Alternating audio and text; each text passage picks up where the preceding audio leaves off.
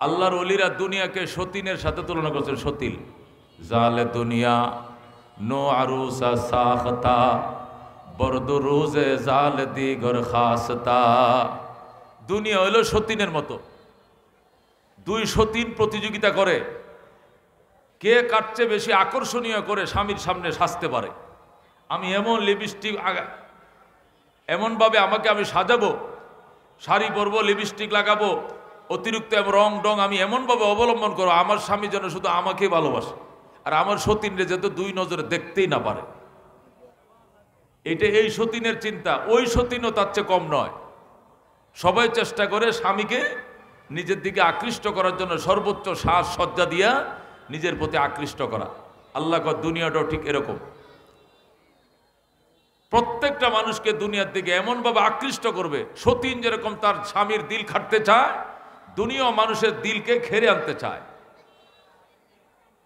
এ হাজারো উৎকর্ষ আকর্ষণকে কেটে যে যার জন্য আল্লাহ দুনিয়াতে আমাকে পাঠাইছেন তার কাজ আমাকে করতে হবে। মা খালাকতুল জিন্না ওয়াল ইনসা ইল্লা লিয়াবুদুন। আল্লাহ বলেন জিন এবং ইনসানকে আমি আমার দাসত্বের জন্য, গোলামির জন্য বানিয়েছি। আল্লাহ তাআলা আমাকে বানানোর আসল মাকসুদ হলো দাসত্ব, গোলামি। তার গোলামি, তার দাসত্ব করার জন্য আমাকে বানাইছেন। পেটে যখন কামড় দেয় ক্ষুধার জ্বালা সইতে পারি না, এই জন্য আমাকে চাকরি বাকরিও করতে হবে, হাল চাষ করতে হবে, গৃহস্থী করতে হবে, ফ্যাক্টরিতে যাইতে হবে।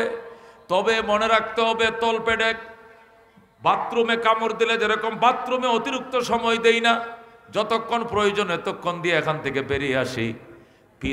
খিদায়ও যখন পেটে কামড় দিবে, খিদার জ্বালা সইতে না পেরে দুনিয়ার জন্য বেশি সময় দেওয়া যাবে না। এতটুক সময় দেওয়া যাবে যতটুক সময় দিলে ক্ষুধার জ্বালা নিবারণ হয়ে যায়। একটা মানুষ বাথরুমে গেলে কতক্ষণ থাকে? যতক্ষণ তার পেটটা ক্লিয়ার না হয়, পেটটা ব্যথা করে এতক্ষণ বসে থাকে। যখন ক্লিয়ার হয়ে যায় পানি খরচ করে জোর সেরে বের হয়ে আসে। কথা ঠিক কিনা? তল পেটে কামড় দিলে বাথরুমে যাও, উপর পেটে কামড় দিলে বাতের জন্য দৌড়াও। বাথরুমে যেরকম জরুরতের বাহিরে 1 মিনিটও থাকো না, দুর্গন্ধের ঘরে থাকতে মন চায় না, তাড়াতাড়ি নাক চাপা দিয়ে বাথরুম থেকে বের হয়ে আইসা হাত পাক সাবান দিয়ে ধয়, মুখ সাবান দিয়ে ধয়, কুলি করে, ওযু করে। কারণ নাপাক জায়গার মাঝে জরুরতের কারণে নাপাক জায়গার মাঝে আমি ছিলাম, মলমূত্র ত্যাগ করেছি, এখন আমি ওযু করব, আমি পরিষ্কার হয়ে যাব। ঠিক তদ্রূপ দুনিয়ার জন্য আমাকে, এই নাপাক দুনিয়াতে আমাকে মাথা গোছার টাই করার জন্য আমাকে কাজ করতে হয়, কাজ করেও থাকি। কিন্তু ওইটা যেরকম জরুরতের জন্য সারি, এটাকে জরুরতের জন্য সারতে হবে, সময় বেশি দিতে হবে আল্লাহর গোলামিতে, আল্লাহর দাসত্বে। কথা কোন ঠিক কিনা? আল্লাহর দাসত্ব, আল্লাহর গোলামির পিছনে সময় দিতে হবে। কিন্তু বাস্তবতারা এত বিবর্জিত, এত উল্টা, যারা কল্পনাও করা যায় না। মানুষ এখন দুনিয়াকে বানাইছে আসল মকসুদ, আর নামাজ রোজা ওয়াজ নসিহতকে বানাইছে জরুরত। আমগো মহল্লায় ওয়াজ হবে, ওয়াজে তো যাওনের দরকার আছে, জামুনে শেষে মোনাজাতে শরীক হবনে। রোজার মাস আছে, রোজা তো রাখাই লাগে। যাক অন্তত 3 দশকে 3টা রোজা রাখবো ইনশাআল্লাহ। প্রথম 10 দিনে একটা, মাঝখানের 10 দিনের একটা, শেষের 10 দিনের একটা, 3টা রোজা রাখবো ইনশাআল্লাহ। এর কমে রাখলে আর হয় না। কথা কোন ঠিক কিনা?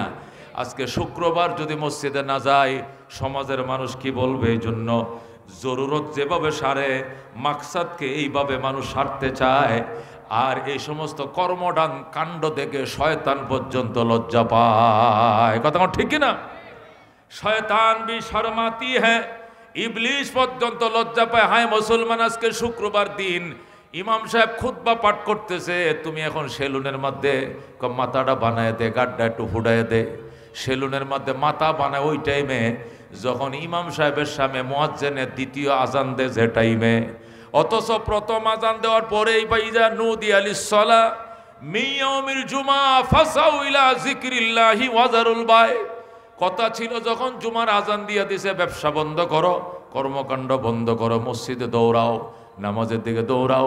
এটি না করে আমি মন গড়া আমার মতো কাজ করছি, সেলুনে যায় চুল কাটছি, সুন্নতের সময় গেছে, ইমাম এখন খুতবার জন্য বসছে, এখন আমি গার মটকাই, এখন আমি মাথা মেসেজ করি, ইমাম যখন সালাম ফিরাবে তখন আমি গোসলে যাব। এটা নিয়ে মুসলমানি, এটা নিয়ে মুসলমান বানানোর উদ্দেশ্য। শয়তান বেশরমাতি হে, ইবলিশ পর্যন্ত এগুলো দেখে লজ্জা পায়। কথা কোন ঠিক কিনা? ও বন্ধু, আর দুনিয়ার অহংকার অহমিকার তোর শেষ নাই। হুজুরগোর কাম নাই নামাজ পড়া, হুজুরদের কাজ ওরা করুক, ওয়াজ করা হুজুরদের কাজ হুজুররা করুক, হজ করা আলেম ওলামার কাজ তারা করুক। আমাদের এখনো সময় হয় না, সময় হলে হজ করবো, ওয়াজ করবো, সব কিছু করবো। এইভাবে এক পা কবরে চলে যায়, তারপরে মুসলমানদের হুঁশ ফিরে আসে না। কথা কোন ঠিক কিনা? এই জন্য আল্লাহ ডাক দেয়া বলেন, আলহাকুমুত তাকাসুর, আলহাকুমুত তাকাসুর, তোমাদেরকে গাফেল করে দিয়েছে, তোমাদেরকে অলস বানিয়ে দিয়েছে। আত্তাকাসুর, দুনিয়ার প্রাচুর্যতা, প্রাচুর্যতায় তোমাদেরকে গাফেল বানিয়ে দিয়েছে, অলস বানিয়ে দিয়েছে, তোমাদেরকে গাফেল বানিয়ে দিয়েছে। তাকাসুর, তাকাসুর কাকে বলে? আত্তাফাখুর বিল আমওয়াল ওয়াল আওলাদ ওয়ার রিজাল। তাকাসুর বলা হয় আত্তাফাখুর বিল আওলাদ, সন্তান নিয়ে গর্ব করা, সম্পদ নিয়ে গর্ব করা, কাঁধ বরাবর সন্তান, শক্তিশালী রেজাল নিয়ে গর্ব করা। আল্লাহ তোমাদেরকে গাফেল করে দিয়েছে, তোমাদেরকে ধ্বংসের পারে ধার করে দিয়েছে। আত্তাকাসুর কিসে? তোমাদেরকে তাকাসুর, তাকাসুর মানে তাফাকুর, পরস্পরে গর্ব করা। আমার বাবা এই ছিল, আমার দাদা এই ছিল, আমার দাদারা ছিল 7 ভাই, প্রত্যেক ভাইয়ের করতে 7টা করে সন্তান, আমার দাদারা 7 পোলার করতে 7টা করে 49 জন বাপ চাচা আছে। আমার পারবিনি আমার সাথে? আয় দেখি কবরগণ, কবর দেখ, আমার বাপ চাচাদের কবর কয়টা, তোর বংশের কবর কয়টা। আল্লাহ হাত্তা যুরতুমুল মাকাবির, এমনকি তোমরা কবরস্থান জিয়ারত করতে পর্যন্ত গেলে, কবরে যায় কবর ফিতা দিয়ে মাপে, কয় দেখ আমার বাবার কবরটা 7.5 হাত লম্বা, বেটাটা কেমন আছেন দেখ। আমার দাদার কবরটা 9 হাত লম্বা, লোকটা কয় হাত ছিল এবার দেখ। এইগুলো সব আমার বাপ চাচার কবর। আমাদের বংশের দাপড়ে এদেশের মাটি কাঁপতো, এরকম প্রভাবশালী ছিলাম আমরা। আল্লাহ কয় হাত্তা যুরতুমুল মাকাবির, এমনকি তোমরা কবর জিয়ারত করতে মানে কবরে পর্যন্ত হাজির হয়েছ। অহংকার, দুনিয়ার জিন্দাদেরকে নিয়ে অহংকার করতে করতে, মাল সম্পদ নিয়ে অহংকার করতে করতে শেষ পর্যন্ত কবরে গিয়েছ, কবরের মুর্তাদেরকে নিয়েও অহংকার করো। জোরে কর নাউজুবিল্লাহ। হাত্তা যুরতুমুল মাকাবির, এই আয়াতের ব্যাখ্যা উলামায়ে কেরাম 2টি করছেন। 1 নম্বর ব্যাখ্যা হলো হাত্তা যুরতুমুল মাকাবির অর্থ হলো হাত্তা তাতিয়াকুমুল মাউত, তোমরা প্রাচুর্যতার এমন অহংকার এবং বরাত্ব শুরু করেছ। আলহাকুমুত তাকাসুর, তোমাদেরকে গাফিল বানিয়ে দিয়েছে, তোমাদেরকে অলস বানিয়ে দিয়েছে। আত্তাকাসুর পরস্পর গর্ব, অহংকার। কিসের? সম্পদের অহংকার, সন্তানের অহংকার, বাপ চাচাদের অহংকার, লাঠির অহংকার, ক্ষমতার অহংকার তোমাদেরকে গাফেল বানিয়ে দিয়েছে। প্রাচুর্যতা তোমাকে গাফেল বানিয়ে দিয়েছে। হাত্তা যুরতুমুল মাকাবির মানে হাত্তা তাতিয়াকুমুল মাউত, এমনকি মৃত্যু আসা পর্যন্ত তুমি অহংকারের মধ্যে লিপ্ত ছিলে। অহংকার করতে করতে ইবাদতের সময় পাও না, শুধু অহংকারের মধ্যে ছিলে। হঠাৎ করে তোমার কাছে মওত এসে গেছে। হাত্তা তাতিয়াকুমুল মাউত, মওত যখন তোমার কাছে এসে গেল, তখন মনে মনে বলতেছো 10 কাঠা জমিন মাদ্রাসায় দিলাম, 20 কাঠা জমিন মসজিদে দিলাম, এই দিলাম গুরুস্থানে, এই দিলাম মাজারে, এই দিলাম কবরে। ওই সময় তোমার দান, তোমার খয়রাত আল্লাহর দরবারে কবুল হবে না। হাত্তা যুরতুমুল মাকাবির আয় হাত্তা তাতিয়াকুমুল মাউত, মরণ আসা পর্যন্ত তুমি অনবরত গর্বের মধ্যে ছিলে, অহংকারের মধ্যে ছিলাম। আমার এত সম্পদ, ওই ফ্লট আমার, ওই ফ্লট আমার, ওই 5তলা বাড়িটা আমার, ওই টিন সেটটা আমার, ক্ষমতা আমার। 3 বারের কমিশনার ছিলাম, 2 বার মেয়র ফেল করছি, 1 বার পাস করছিলাম, 5 বার কমিশনার ছিলাম। আমার সারা এলাকায় কোনো বিচার চলে না। আমার বাবাও ছিল মাতবর, আমার দাদাও ছিল মাতবর। বিশ্বাস না হলে কবরস্থানে চল, যায়া দেখবো, দেখাবো এটা আমার বাবার কবর, এটা আমার দাদার কবর। দেখ কবরগুলো কত লম্বা, আমার বাপরা ছিল কত লম্বা। আল্লাহ তোমাদেরকে কবরস্থান পর্যন্ত নিতে বাধ্য করেছে, এটাই তোমাদের অহংকারের পরিণতি। জোরে কর নাউজুবিল্লাহ। আল্লাহর হাবিব বলেন, মানুষ বলে মালি মালি। হযরত আবু হুরায়রা রাদিয়াল্লাহু তাআলা আনহু বলেন, একদিন আল্লাহর হাবিবের কাছে গেলাম, যায় দেখি কিছু সাহাবায়ে কেরাম নবীর সামনে বসা। ওনাদেরকে নবী আয়াত পড়ে শোনাইতেছেন, আল্লাহাকুমুত তাকাসুর, আল্লাহাকুমুত তাকাসুর, প্রাচুর্যতায় তোমাদেরকে ধ্বংস করে দিয়েছে, হালাক করে দিয়েছে, অলস বানিয়ে দিয়েছে, গাফেল বানিয়ে দিয়েছে। হাত্তা যুরতুমুল মাকাবির, এমনকি তোমরা কবরস্থান পর্যন্ত গেলে কবরে পর্যন্ত যায় গর্ব করো, জিন্দাদেরকে নিয়ে গর্ব করে শেষ করো নাই, এমনকি মুর্দাদেরকে নিয়ে তোমরা গর্ব করো।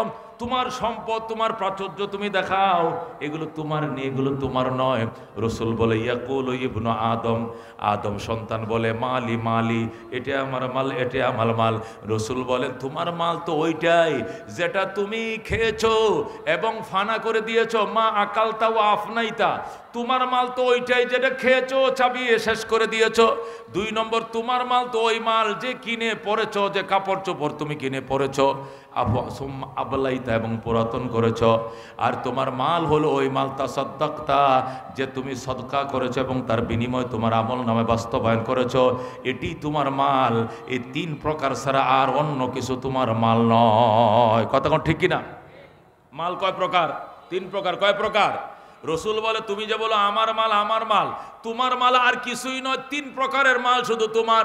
3 প্রকারের মালের মধ্যে 1 প্রকার কি? প্রথম প্রকারের মাল হলো মা আকালতা ওয়া আফনাইতা, যে মাল তুমি খেয়েছো, মাছ কিনছো, চাউল কিনছো, ডাইল কিনছো, খাটাল কিনছো, তরমুজ কিনছো, আনার কিনছো, ফল কিনছো, কিনে খাইছো, খাইয়া দাঁত দিয়ে চাপাইয়া ধ্বংস করে দিয়েছো, এটাই তোমার মাল। তোমার 1 নম্বর মাল হলো যা খেয়েছো এবং ধ্বংস করে দিয়েছো, এটা তোমার মাল। 2 নম্বর মাল হলো যা ফিন্দেছো, কাপড় চোপড় কিনছো, জুতা কিনছো, শুট কিনছো, কুট কিনছো, পাঞ্জাবি কিনছো, জুব্বা কিনছো, টুপি কিনছো, পাগড়ি কিনছো, চাদর কিনছো, লুঙ্গি কিনছো, পায়জামা কিনছো, যা তুমি কিনেছো, ফিন্দেছ ও আবলাইতে এবং পুরাতন করেছ, এটাই তোমার 2 নম্বর মাল। আর 3 নম্বর মাল হলো মা তাসাদ্দাকতা, যেটা তুমি সদকা করেছ এবং এর সওয়াবগুলো তোমার আমল নামার খাতার মধ্যে উঠাইছো, এটাই তোমার মাল। এছাড়া যত মাল আছে এটি তোমার না, তোমার না। তুমি বলতেছো তোমার, আজকে মইরা দেখো কালকে তোমার লাশ দাফন করার আগে বাগবাটর লয়া ঝগড়া লাইগা যাবে, ঠিক কিনা? যদি বিটগুট্টা ফোলা থাকে, 2-1টা বিটগুট্টা ফোলা মানো থাকে, বাবার 5টা সন্তান তো সমান না, 2-1টা আছে টাউট বাটপারের মতো, এরা কই কাফন বন্ধ কর, দাফন বন্ধ কর, লাশ কবর দিবে পরে, আগে জমিন ভাগ কর।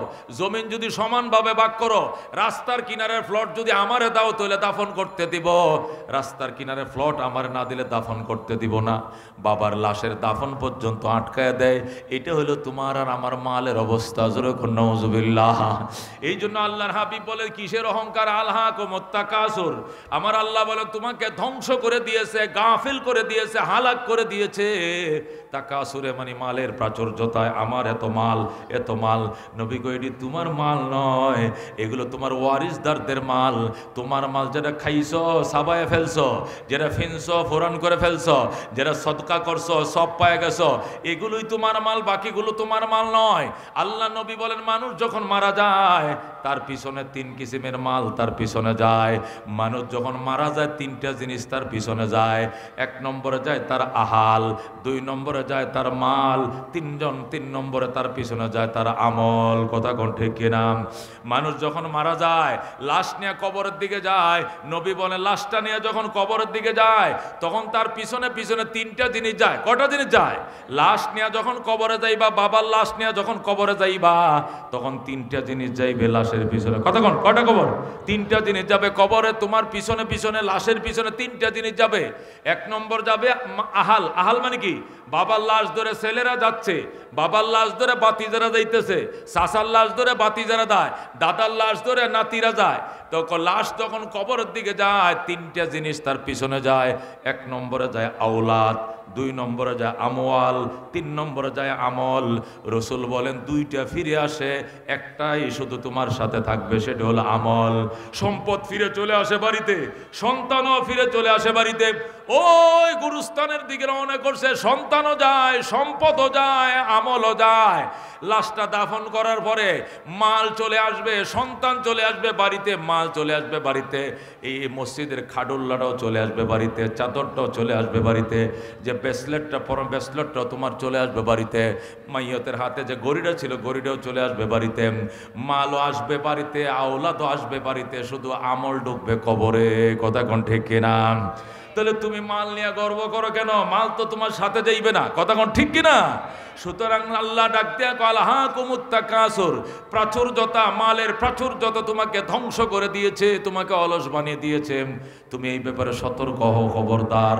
আল্লাহর হাবিব সাল্লাল্লাহু আলাইহি সাল্লাম ইরশাদ করেন, আদম সন্তান এত লোভী, আদম সন্তান এত লিপসাওয়ালা, আল্লাহ যদি তাকে স্বর্ণের একটা ওয়াদি, একটা অঞ্চল দান করে, যদি আল্লাহ রাব্বুল আলামিন একটা অঞ্চল তারে দিয়ে দেয়, এই গাজীপুর অঞ্চল তোরে দিলাম আর পুরো অঞ্চলের মাটিকে স্বর্ণ বানায় দিলাম, নবী কয় সে আরেকটা অঞ্চল খুঁজবে, আরেকটা অঞ্চল দরকার, এক অঞ্চলে আমার পেট ভরবে না, কথা কোন ঠিক কিনা? আল্লাহ আদম, আল্লাহ নবী কয় আদম সন্তান এত লুবি, যদি একটা অঞ্চল স্বর্ণ দিয়া তাকে বানায় দেওয়া হয়, যে এই 10 কিলোমিটার এলাকা তোমাকে দেওয়া হলো, এই কিলোর ভিতরে যত মাটি আছে সব স্বর্ণ বানায় দেওয়া হলো, তারপরেও তার পেট ভরবে না। সে বলবে আমার আরেকটা অঞ্চল দরকার, আরেকটা অঞ্চল দরকার।